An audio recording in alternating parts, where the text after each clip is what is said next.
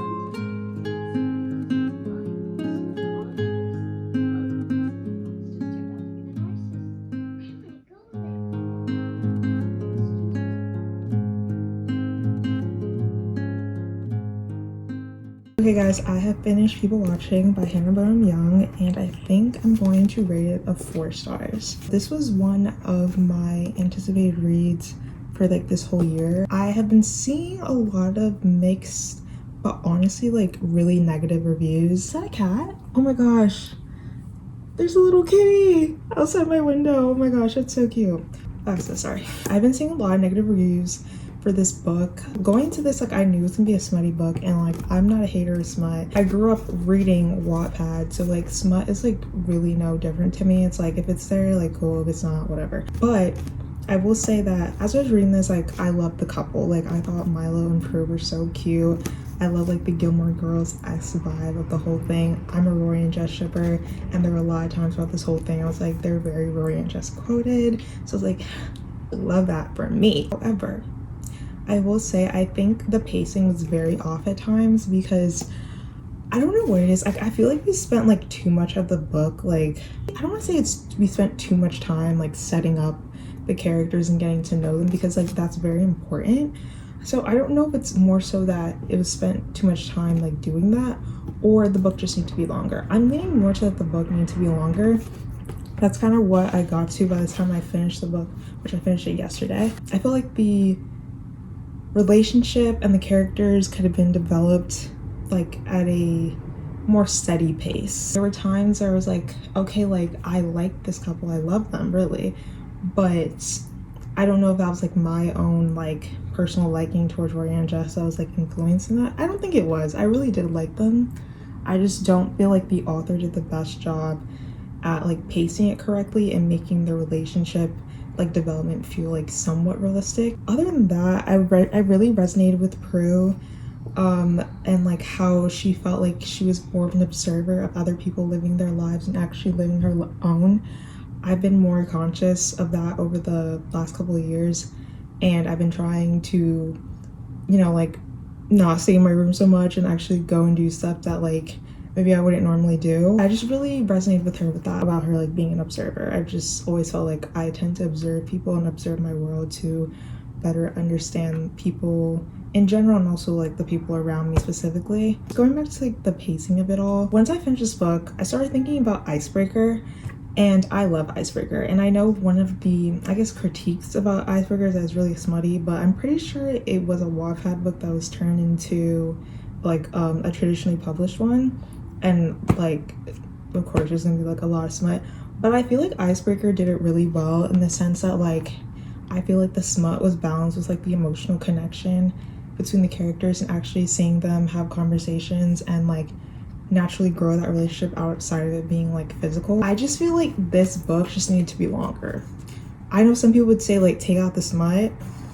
I didn't even feel like there was that much smut, honestly. Like I've read books where it's like, okay, it's like every chapter is smut. I don't think that was the case with this one. I just think it needed to be longer so that the author can make time, like give equal time to emotional connection and physical, because there was stuff, but like it definitely could have either gone deeper or just happened more frequently. I feel like they just needed more scenes of them talking and just showing like how each of them cared, like in the little ways. I think that's maybe what it is, because I could tell that they cared, but it just still felt like something was missing at times. But I still really enjoyed it. I love the small town of it all. I enjoyed these characters. I thought they were so like sweet and relatable. There was a lot of focus on family from both Prue and Milo's side, and I thought that was like a really good way of driving the story forward for both of them. I'd rate it 4 stars. I understand people's complaints, but I still think I'm gonna rate it 4 stars because I really did enjoy these characters. I just think it could have been executed a bit better. Love this relationship, love these characters, will always love Rory and Jess. And I think you should go read this and like determine for yourself. What do you think? I don't think I've spoken to you guys since I started this video. It's supposed to be like a reading blog. This like took me way too long to read, not because of the book itself, just because of like me. I think I'm gonna start If It Makes You Happy first. I did not realize how thick this book was. I've been hearing really good things about this, so I think I'm gonna enjoy this. I love the cover. Like the covers of these books, too good. I'm really excited for this. This one is set in the 90s, I'm pretty sure, and it's a single dad. Another Gilmore Girls vibes book, and I am seated. It's a rainy day in October. I'm thriving. October is my second favorite month of the year after July, my birthday, of course. I'm thriving. Like for a while, the weather was not giving October, but I think we're finally getting on the same page. It rained yesterday, it's raining today, it's cloudy, very twilight weather, and you know, I'm thriving. Like I played my Cigarettes After Sex vinyl today for the first time. I got that like last week or the week before at Barnes & Noble, and it's great. I think I'm gonna start this book today. Talk to you guys when I see you again. I don't know.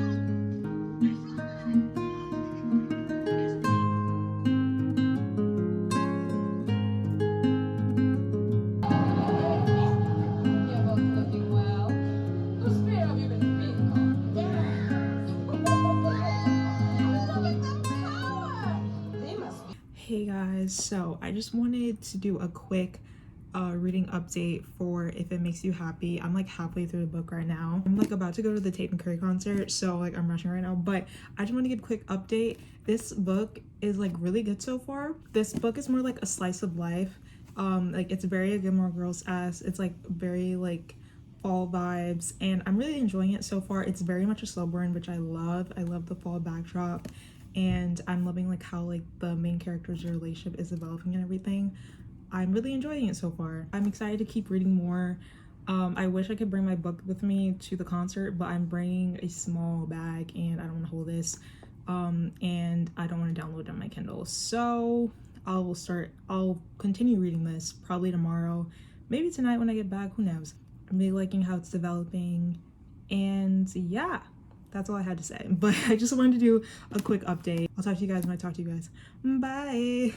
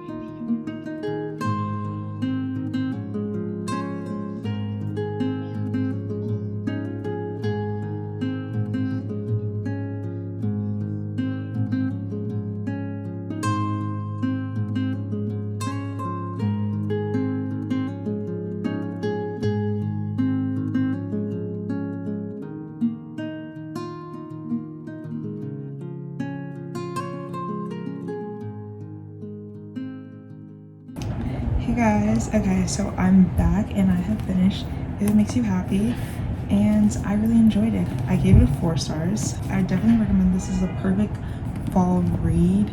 It's very Gilmore Girls-esque, like I said in like one of my updates before. We're following Cliff and Michelle. Michelle's mom just died and she moved to the small town that her mom had a bed and breakfast in, and essentially she's temporarily running the bed and breakfast because her sister actually was the one who inherited it, but her sister is like in art school, so she can't like go immediately. So she moves there, and next door is Cliff, and he is like the town baker, and he has 2 kids, 2 girls. One is like a teenager, and one is like a young girl, like she's 4 or 6, one of those. There's all like town characters, like there's characters of like people that you like, they're like very like quirky characters, and everyone is like very like in your business. It's very Gilmore Girls. Like, think of Gilmore Girls, it's its book. I think Cliff and Michelle are really cute. It was definitely like a slow burn, and it was more like there's like not really like a plot to this book besides like Michelle like learning how to like acclimate to this small town. It's mainly just like a slice of life and like just watching her like integrate herself to this new town, meet all these new people, develop her relationship with Cliff and his daughters, and it's just so cute. And the daughters like in this book, I love them, like Emily and Brittany. Emily, like she's such like a teenager, but like she's like a cool teenager. I loved like her relationship with Cliff and how they just like kind of seem to be like best friends in a way, and like Cliff is just like such like a cool dad. And Brittany, she is so cute. She's literally adorable, and like she's such like a light of this book. Unexpected character that I really loved was the dog Rocket. He is so like, his bond or like relationship with Michelle is so funny. Like she could like understand Rocket, and you like obviously like he's not talking, but like it's like they're having conversations with each other. It's so funny. And the epilogue of this book is one of the best epilogues I've ever read. It is so creative and it's just so adorable, and I would really recommend this book. I loved it. It was a perfect fall read. So good. Rated it 4 stars, and yeah, I hope you guys read this or have read it already. Love this one. Now, in between the time that I last spoken to you, I have started the next book in this reading vlog, and it is My Roommate is a Vampire. I do not remember who it's by. I've been reading it on my Kindle, and I am, I think like 80% into it right now, like 88%. I'm 88% into it right now, so I'm almost done. The book has been like really great so far. Like it's just like a fun, like silly book. I've had it on my want to read for a while now, and I've just been like saving it for like October time or like spooky time. Basically, like we're just following a vampire that's trying to get acclimated to modern society, and he puts out a Craigslist ad for a roommate. And Cassie, Frederick is the name of the vampire, and Cassie is the girl who like responds to his Craigslist ad and becomes his roommate. They end up sparking a friendship, which obviously turns into like a relationship of some sort. And yeah, it's just really fun. It's really cute. He's like very endearing. Like this book is like more endearing than I was expecting it to be. It's pretty good so far. I probably won't give it like a super high rating. It's just like a fun little book in between. I don't know. I probably won't talk to the camera again and once I finish this, like at least not before I start my next book, which I think will be The Very Secret Society of Irregular Witches. I've had this on my want to read for a while now, and I'm finally getting to it, and I'm really excited. I've only heard good things about this book, and yeah, after I finish My Roommate's a Vampire, I will be starting this, and I'm excited to see how I like it. So yeah, I'll talk to you guys soon. I think I'm gonna watch a Halloween movie tonight. Probably, I want to say Halloween Town High. We'll see. I always try to like space out like my absolute faves, like all the Halloween Towns and Switches throughout October, so like I don't go through them so quickly. I feel like it's about time that we start Halloween Town High. So yeah, probably make some more Halloween cookies. I should be done with My Roommate is a Vampire like early today, so I'll probably start this book later tonight. And yeah, ends up another cozy night. So loving the fall vibes. Hope you're enjoying, and yeah, talk to you guys soon.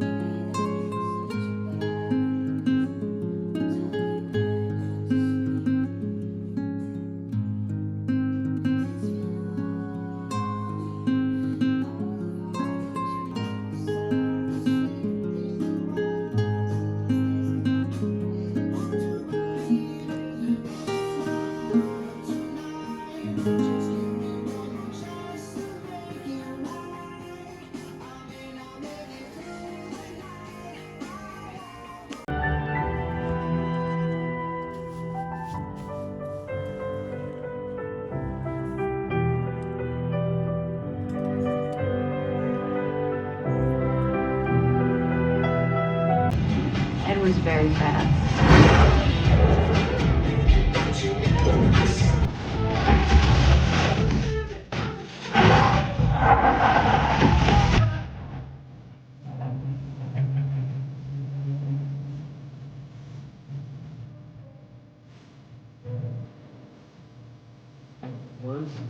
Zetto was with Belinda, gazing up at her with a look of total adoration. like she couldn't quite believe she existed.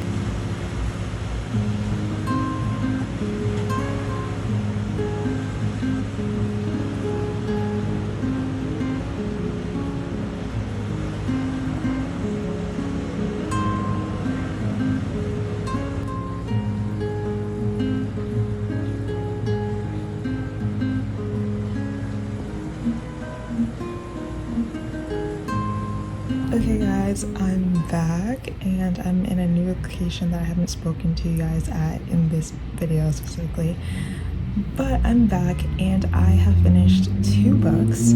So the first book that I finished was My Roommate is a Vampire. I don't know, I think I showed you guys a clips of me starting that and I think I talked about starting it. I read that on my Kindle. I finished it pretty quickly. I rated it 3 stars. I don't have much to say about that book. Like it was good. Like it was a cute, fun read for like the spooky time. It was fun. I really liked Reginald. Right, that was his name. I'm pretty sure that's his name. Reginald, the vampire. He was very endearing. I found him way more endearing than I thought he would be. And I don't know. I don't have much to say. I thought it was cute. It was fun. If you just want a quick, fun read, I definitely recommend it. Moving on, I actually just finished today The Very Secret Society of Regular Witches. Obviously, I have the physical book, and I was usually gonna read the physical version of it, but I was having a hard time getting into it. I don't think it had anything to do with the book. I decided to audiobook it, and I'm actually really glad I decided to do that because one, I keep forgetting like throughout the reading of this book that it's set in the UK. And that these people would have, like these characters would have British accents. I don't know why, like that did not click to me. So from that alone, I should have just immediately started with the audiobook, but I didn't. Like chapter 10 or chapter 8, I started with the audiobook, and also the main love interest in this is Irish, so also like that was really great to hear as well while reading. I really enjoyed the audiobook, and I'm really glad I chose it, other than the accents, because I feel like it added to like the cozy witchy vibe of the whole story. The descriptions, especially like in the British accent, made it like so much cozier. I don't know, something about a British accent. It felt like I was there and I could like imagine the setting and the characters way more like easily. So I'm really glad that I decided to do that. This book follows Mika, and she is a witch. Witches in this world, they cannot congregate. They meet like once a month. Basically, the witches in this book, like they're not allowed to like be together for long periods of time because like they're scared that it's going to like draw attention to them and make people aware that they're witches. So a lot of the witches in this book are just like by themselves. So we're following Mika, one of those witches, and she has it's supposed to be like a TikTok account where she posts witchy videos of her doing magic. Obviously no one watching it assumes that she's actually a witch. People think witches aren't real, so like no one's really thinking that this is real. And she kind of just does this as a way to not feel alone anymore. This draws the attention of a guy named Ian, and he lives in this like big house like somewhere in Britain. It's a group of people living in this house along with 3 little girls that are witches, and they essentially need her help to train these young witches. They need her help to train these young witches. They need Mika's help to help train these young witches to control their magic. And obviously like it's against the rules. Witches should not be like all in one place together at all, but Mika ends up going anyway to help, and she moves into this house. And of course there's like a grumpy like librarian, which is Jamie. He's Irish. But yeah, that's like pretty much the vibes of it. It's very cozy, it's very witchy. I've been wanting to read this book for a while now. I'm so glad I finally got around to it. It was really, really good, especially the audiobook. I'd really recommend the audiobook. Like it was really, really good. So I loved Mika as a main character. We start off like seeing her as like someone that's like very unsure of herself, like how she fits into the world. And although like by the end I would say she's not completely sure, like she doesn't have all the answers, I feel like she's more willing to put herself in situations of uncertainty and do things that scare her if it means she's able to experience love and community with other people, which she's been craving like her entire life. We just like see her open up to like the idea of being loved and loving others, without fear that they're gonna judge her or think of her as like something or someone different that is not like a part of their community. It's just really sweet to see her, like see that growth within her throughout the entire book. There was a constant like concept of not trying to change the world like all at once, but instead like you yourself trying to make it a little better every day. I think that's a really great way to look at things, because obviously like no one can change the world by themselves, but as long as we as individuals are like doing our best every day to be our best selves and to be better and be open to other people and different perspectives, and be accepting of others, all you can do is your best and be open and be kind and just always treat people with kindness, as Harry Styles would say. As Harry Styles would say.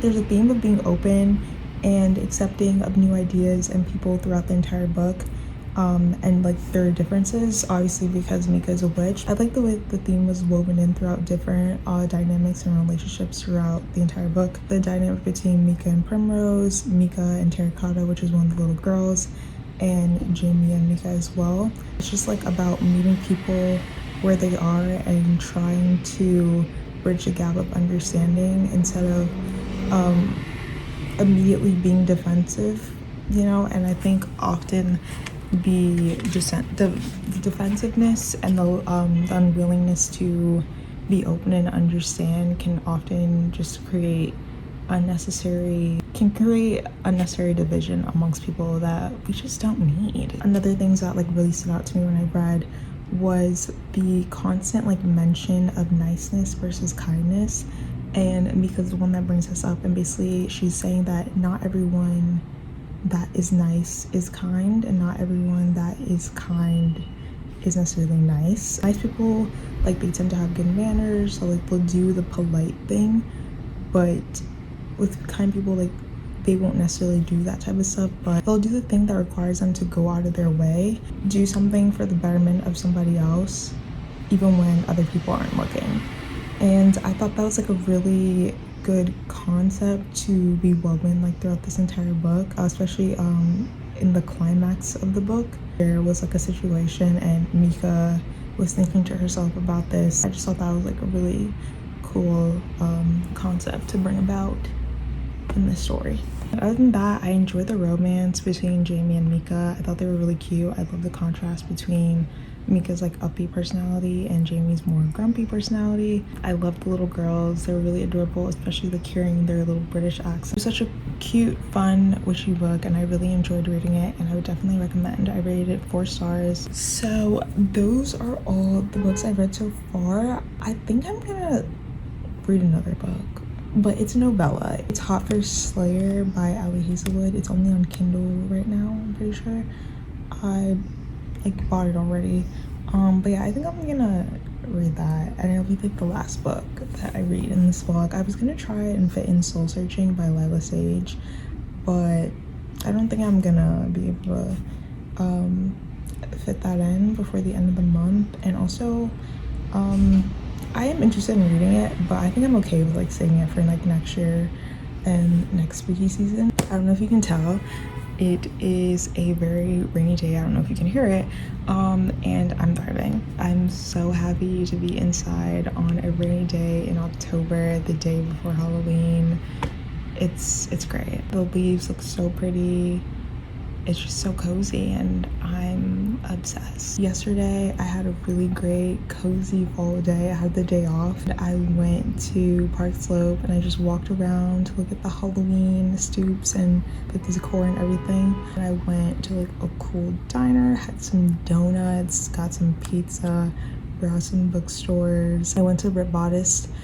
It was my second time being there. I went like at the beginning of last month. I didn't buy anything, and yeah, and I also saw Twilight yesterday in theaters because Regal's like playing it for this entire week. I'm also gonna see the last movie on Sunday. It was really good. It was just like fun to like be able to experience in theaters because I was a kid when it came out and I was not allowed to read it or watch it. So that was really cool. I just came home to watch some like spooky movies, Twitches 2, Return of Halloween Town, Scream. That's pretty much how my day's been going. Kind of want to make a matcha, but I don't know if I'll end up doing that. It's lunchtime.